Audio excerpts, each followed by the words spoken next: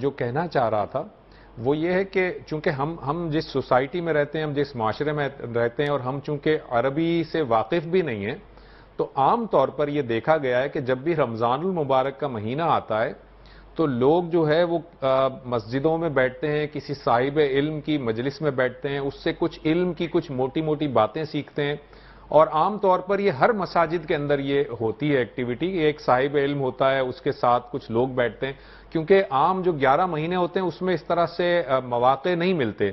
تو ہم جو تربیت کا مطلب سمجھتے ہیں، قرآن کو سمجھنا، نبی صلی اللہ علیہ وسلم کی سنت اور سیرت کو سمجھنا، اس کے لیے ایک صاحب علم جو ہے وہ ہوتا ہے ہمارے ساتھ، اور پھر ہم اس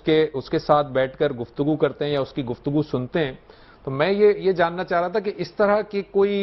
ایکٹیویٹی، دین کو سمجھانے کا، دین کی تفہیم کرنے کا معاملہ، نبی صلی اللہ علیہ وسلم کا براہ راست کوئی انٹریکشن صحابہ کے ساتھ کم سے کم ہوتا تھا رمضان میں، یہ بات میں سمجھ پا رہا ہوں، ایسا ہی ہے؟ جی، اس طرح یعنی کوئی خاص اہتمام تو نہیں کیا جاتا تھا، لیکن جو آپ کے معمولات تھے وہ جاری رہتے تھے۔ مثلا یہ کہ آپ جمعے کا خطبہ دیتے تھے، اور جمعے کا خطبہ خود قرآن مجید نے بتایا ہے کہ وہ ذکر اللہ ہے، اللہ کی یاد دہانی ہے، اور رسالت میں آپ صلی اللہ علیہ وسلم خطبہ دے رہے ہوں، آپ نصیحت کر رہے ہوں، تو اس سے زیادہ مؤثر نصیحت، اس سے زیادہ دل نشیں نصیحت اور کس کی ہو سکتی ہے؟ تو یہ رمضان میں بھی معمول جاری رہتا تھا۔ اسی طرح سے جو آپ نمازوں کے بعد کچھ دیر کے لیے مسجد میں بیٹھ جاتے تھے یا لوگوں کے کسی سوال کا جواب دیتے تھے، یہ بھی چیز اسی طرح جاری رہتی تھی۔ تو جو آپ کے معمولات تھے وہ تو نصیحت کے، تعلیم کے، تربیت کے جو طریقہ آپ نے مقرر کر رکھا تھا وہ تو جاری ہوتا تھا رمضان میں بھی اسی طرح، یعنی وہ معطل نہیں کیا جاتا تھا۔ لیکن رمضان میں جس چیز کا اضافہ ہو جاتا تھا وہ خلوت گزینی ہے، وہ اللہ سے تعلق کی طرف جانا ہے، وہ تبتل اللہ ہے، تو اس کا اضافہ ہو جاتا تھا۔ گویا حضور صلی اللہ علیہ وسلم معمولات کے لحاظ سے جو نصیحت اور تعلیم دے رہے تھے وہ بند نہیں ہو جاتی تھی، وہ سلسلہ اسی طرح جاری رہتا تھا۔ اور قرآن مجید کو پڑھنا، قرآن مجید کو سمجھنا، قرآن کی تلاوت کرنا، قرآن میں تدبر کرنا، یہ آپ کی طرف سے بھی زیادہ نمایاں ہوتا تھا، اور صحابہ بھی زیادہ سے زیادہ اس میں مشغول ہوتے تھے۔ اصل میں جو ہماری ضرورتیں ہیں کہ کوئی شخص ہمیں دین سمجھائے یا کوئی ترجمہ کر کے دکھائے، یہ ضرورتیں ان کی نہیں تھیں۔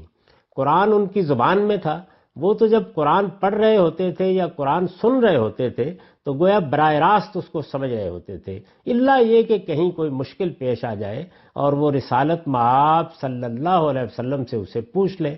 ہمارے ہاں بھی اللہ تعالیٰ نے یہ بندوبست کر دیا ہے۔ یعنی اس وقت دیکھیے کہ پوری اسلامی دنیا کے بہترین اہل علم کے تراجم، ان کی گفتگویں وہ آپ گھر میں بیٹھے سن سکتے ہیں۔ یعنی یہ جو موقع ہے یہ اس سے پہلے تاریخ میں کبھی حاصل نہیں ہوا۔ آپ اندازہ کریں کہ ابن تیمیہ ہے مثال کے طور پر، یا امام ابو حنیفہ ہیں، یا امام مالک ہیں، یا امام شاطبی ہیں، یا شاہ ولی اللہ ہیں، کسی بڑے سے بڑے عالم کو بھی لوگ اگر اس کی اپنی مسجد میں نہ جائیں تو نہیں سن سکتے تھے۔ اس وقت صورتحال یہ ہے کہ علماء براہ راست دنیا کے کسی بھی حصے سے بیٹھ کر بات کریں، آپ گھر میں ان کو سن سکتے ہیں۔ تو یہ ضرورت بھی اس طریقے سے باقی نہیں رہی۔ اللہ تعالیٰ نے علم کو محفوظ کرنے کا بندوبست کر دیا ہے۔ ایک بڑے عارف نے عمدہ بات کہی کہ پہلے ایک عالم دنیا سے رخصت ہوتا تھا تو ہم جو شخصیت سے تعلق پیدا کرتے ہیں اس کا خاتمہ ہو جاتا تھا،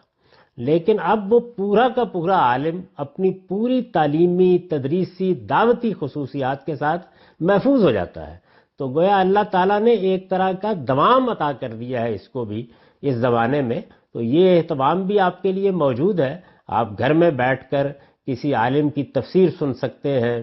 پورے قرآن مجید کے ترجمے جلیل القدر علماء کے آپ کو پڑھے ہوئے مل جاتے ہیں، آپ ان کو سن سکتے ہیں۔ تو یہ سارے چیزیں جو ہے یہ میسر ہو گئی ہیں، اس پر اللہ کا شکر ادا کریں۔